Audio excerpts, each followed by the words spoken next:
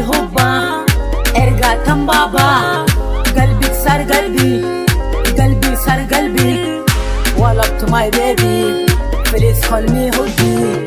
Hausa Arab rapper. Mafi abinda zai sa in barki, mafi sabab zo mu je Yahuza suya na akul kabab. Ma'aiki Alhaji Yusuf mai gida Hausa Arab. Banda ke babu wata illa duk galbab. Murya ki zaki wanda zai ruwan hap hap. Na kero samari dole call me big shabab. Komai kika sani ina yi shaf shaf.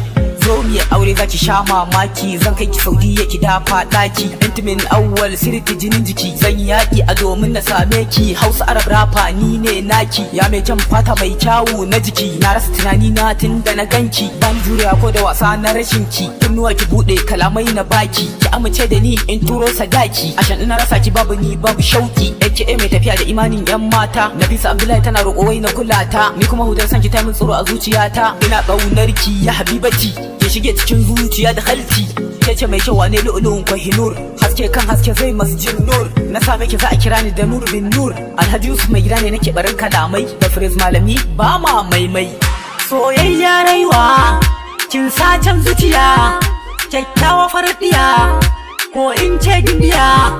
Da halti zuciya biliya biliya, ajna fil mazaya ki duba romasiya.